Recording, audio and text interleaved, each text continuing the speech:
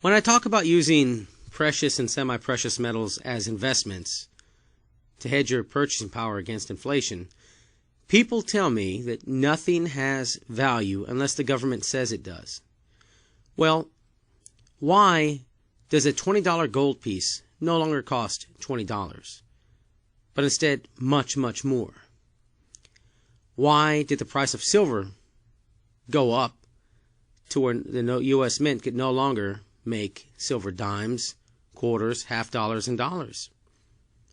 Why did the price of copper go up so much that they had to discontinue making 95% pure copper pennies and change to a zinc penny, which now the price of zinc is getting too expensive, so they're talking about discontinuing the penny altogether because, well, can't even afford cheap zinc. As well as tests to change the composition of the U.S. nickel from 75% copper and 25% nickel to some new alloy. Does that sound like the government can control the price of metals to you? Okay, guys, as in the copper video, I didn't see a video that went over all the points about nickels that I wanted done, covered in a single video, so I decided I'd make that video myself. Now, again, if you don't believe in this, then don't watch. There's many people that just come into these videos, leave a negative comment, or just tell me this is stupid. By their arguments, you can tell I have no idea what they're talking about. And, you know, if you're here for that reason, then get a life. I don't waste my time looking for videos in the boogeyman and then try to disprove him or say how stupid he is. I don't waste my time on something I don't believe in. So, you know, if that's you, get a life. Go watch something else. If you're here to learn how to use nickel as a 100% risk-free investment, well then let's do that. Nickel is an industrial and a base metal, right? Like copper. And like copper, in some circles it's seen as a semi-precious metal. According to the Nickel Institute, nickel is widely used in over 300,000 products for the consumer. That's industrial, military, transport, aerospace, marine, and architectural purposes. It's used in cookware like pots and pans, and all kinds of cookware, kitchen sinks, buildings, food processing equipment, medical equipment, chemical plants. You need it to make stainless steel, which of course has thousands of uses on its own. Of course, coins, electronics, any portable electronic device, right? Because they have batteries. Batteries have nickel, so that means if it's a portable electronic device, that means there's nickel in there. And you've got China and India. They're having higher living standards, right? More electronics. You need it for hybrid cars. You need it for all kinds of stuff. So you got two massive populations having higher living standards, and they need nickel. And nickel is not like, you know, steel. Steel is made from iron, and that's one of the most abundant, if not the most abundant metal in the Earth's crust. Nickel, on the other hand, is more rare. So that's why it's valuable. When precious metals go up in value, they create a trickle-down effect to other metals, to like base metals, as investments. So, I recommend these because they're very easy. For the most part, nickels are 75% copper and 25% nickel. I don't think it's a good idea to buy boxes and boxes of nickels to store. I think if you have that kind of money, it would be much better spent buying U.S. junk, silver, dimes, and quarters. But it's a good idea to have some set aside, especially from your pocket change like I've done. I just got asked for this empty box, and I throw my nickels in it, and there you go. These coins have no premium. I mean, a nickel costs you a nickel. 5 cents is nothing to it. You don't have to sort dates like you do with copper. And, I mean, if you were to go to the gas station, liquor store, whatever, the grocery store, bank, anybody, anywhere, it doesn't matter. You ask for a roll, you'll probably get one, without any kind of upcharge. I'd be very surprised. If you do feel like checking dates, well then, look for older nickels that are kind of slick. If it's from 1942, there's a 50-50 shot that it's made of silver, because in 1942, in the mid part of the year, they changed the composition from the standard to 35% silver and I believe 40% magnesium. So you want to put those in your own stash. Pretty rare, but you do come across them every now and then. See, during World War II, nickel was used for armor on heavy vehicles like tanks and stuff like that. And that's what we call now Jefferson War nickels. Now, if you do go to the bank and get a roll every now and then, once in a blue moon, you should also ask for other coins. If you get an Eisenhower dollar with an S mint, that is a San Francisco printed coin, minted coin. It's a proof dollar. You don't find them very often, but they're out there. That would be made of 40% silver. Any Eisenhowers you get without that S mint, just put them aside, along with all Susan B. Anthony dollars, any bicentennial quarters, any half dollars, say 1971 to present, presidential dollars, Sacagawea dollars, and any foreign coin you come across. Put them together on like a junk drawer on eBay. It's like a modern day treasure hunt. And people love that stuff, right? Say, even if it's not particularly valuable, some people get it for their kids. You know, their kids don't know. Young kids, you know, get into coin collecting. If they lost them, it wouldn't be a big deal. No big deal on that. Not a lot of money lost, but they look kind of cool. Some people love it. A modern day treasure hunt. You take the money and you recycle it into U.S. junk silver, dimes, and quarters.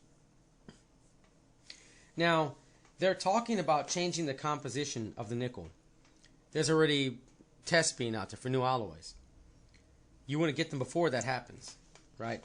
Gresham's law states that good money drives out bad. If two coins have the same face value but made of different metals, where one would be more valuable metal than the other, the coin composed of the cheaper metal will continue in circulation to bear payment, while the coin made of the more expensive metal will be exported or hoarded until they eventually disappear. This is what happened to silver coins. This is what's happening to copper pennies right now, and these will be next. You want to have them before everybody else does.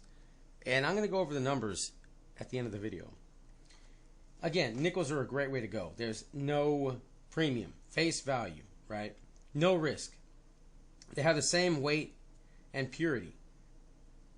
And they have the same strength as junk silver. Everybody would know that this is a standard weight and purity, right? So if you know the value of one nickel, you know the value of 1,000. That's predetermined. Melting them down is stupid, man. I think that even if it was legal, it's still stupid. Right now, you can recognize it. If you came in with some blob of metal, how the hell are you going to know what it's worth? You could test it, but still, this is much more simple, and you can use this for day-to-day transactions if need be, if things got really bad. Say silver and gold, you know, they're way too expensive. You want to buy some eggs. Well, are you going to cut up your silver rounds or coins or something? Even in that kind of hardship, I think it'd be a bad idea when you can just use something like this or a copper penny. You can use this for small day-to-day transactions, right? So that's, I mean, it's recognizable right there. People would learn pretty quickly about that and, you know, adjust to it. Something I don't hear anybody talk about is that in the past, when a country has went through hyperinflation, some ways the nations deal with this, the staggering numbers, is to simply drop zeros. And this happens, you know, off their paper currency. It can happen in days or overnight. Typically when that happens, it's a mandatory swap from old currency to new. But the coins are left in circulation with the same denomination. This means if they drop 1 zero off the currency, these went up 10 times in value. If you drop off 2 zeros, they went up 100 times in value, so forth, so forth. So there you go. That'd be a little bonus. I mean, it's saying hard times, if that happened, worst case scenario, which is unlikely, but you know, it could happen. Hyperinflation hits, you can swap these out and you know, get several times what the paper dollars are going for. I think it'd be better off just to hold on to them, but if you had to, you had to. I'm going to leave the links to Coinflation and Kitco in the description bar. You can check out the present weight per pound on nickel and copper and other base metals, and the value of copper coins at Coinflation. So pros and cons.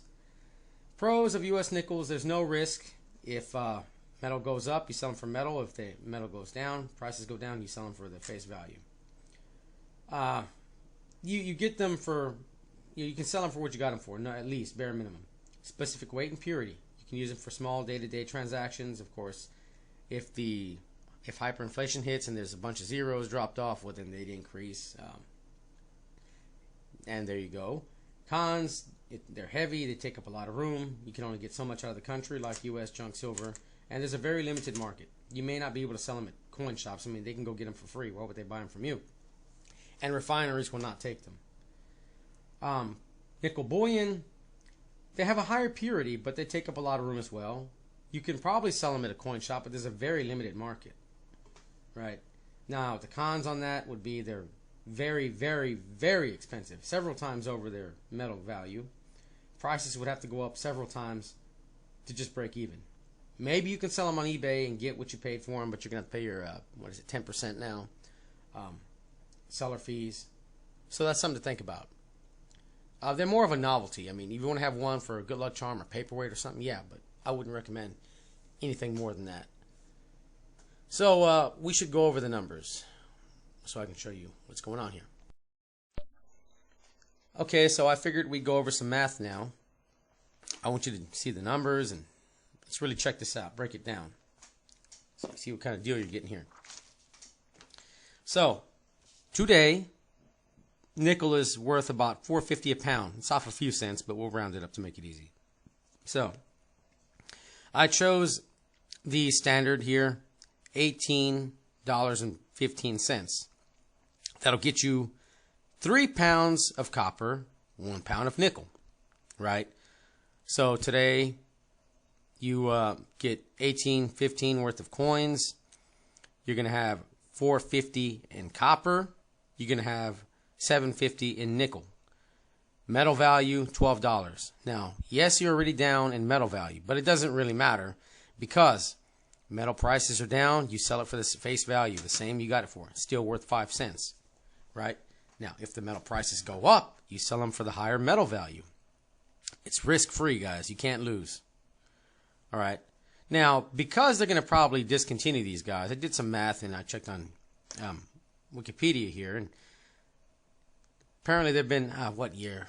64, 65, something like that. I forget the exact year, but I don't think a year or two make a difference. But anyway, since, I'll just say 65. Since 1965, there have been 54 billion nickels minted, right? We've got roughly 320 million people in the U.S. So if you divide the 54 billion by the 320 million people, you have 168.75. That's you take that and you divide it by the number of coins in a dollar, right? Because there's 20 nickels in a dollar, so you divide that. You get 8.4. $8.4 per person, right? Which is about about 4 rolls each, because there's $2 rolls. So just over 4 rolls per person in the U.S. And nobody's hoarding these suckers right now. So if people were to start hoarding them, they would disappear very quickly. And even if these don't do much for you, besides maybe barter or something, look at what happened with dimes and quarters. Maybe not for you, but your kids or grandkids. Maybe they'll benefit. There's no loss here. If you really are hurting for cash, cash them in, man. If metal goes up, they discontinue this, well, you'll make a lot more. If not, well, somebody just sitting on them, it's not going to hurt you. You know, a couple boxes of these. I pull them from pocket change. I don't think it's a good idea to go and buy boxes, like I said, but in pocket change, that's just fine. Now, let's go into bullion. Give or take, on eBay, nickel bullion is about $12.50 per ounce, plus shipping, right? So, industrial metals, the base metals, are bought and sold by the pound. Precious metals are by the ounce. You got to remember that. So, you've got your standard 16 ounces in a pound. So, if you divide that, $4.50 a pound, which is what nickel is worth, divide that by 16, that ounce of bullion and melt value is, or metal value, however you want to put it, is about 28 cents. But you just paid $12.50 plus shipping. You times that 1250 by 16, you've paid $200 per pound there, plus shipping. That means nickel would have to increase 44 times over to have a chance to break even. So you can see that's not a very good investment, man. So pros and cons of that, I don't think there's really many pros. I mean, the purity is probably the only pro on its side. I mean, it's got a higher metal content, of course, and they take up much less room. But I mean, they're heavy. It's heavy as well. The premiums are super, super, super high. It'd have to go up several times, 44 times, over 44 times to break even. And there's still a very, very limited market. Again, you can see how these guys set you back 5 cents. And it's worth 5 cents. There's no way you can lose. Don't put your money into nickels. Just from your change or maybe a roll or two every so often, right? If you see a silver nickel, war nickel from 42 to 45, put it aside. Then you're up already. And if not, well, just sit on them, man. The metal value will go up. They may be discontinued and start to disappear. So they'll be more scarce and the value will go up. Or worst case scenario, say we hit hyperinflation or something, and you're sitting on these guys. There's a currency destroyed, new one comes in. You swap these out, you know, for a couple times the value if you need to. And there you are. There's no risk, guys.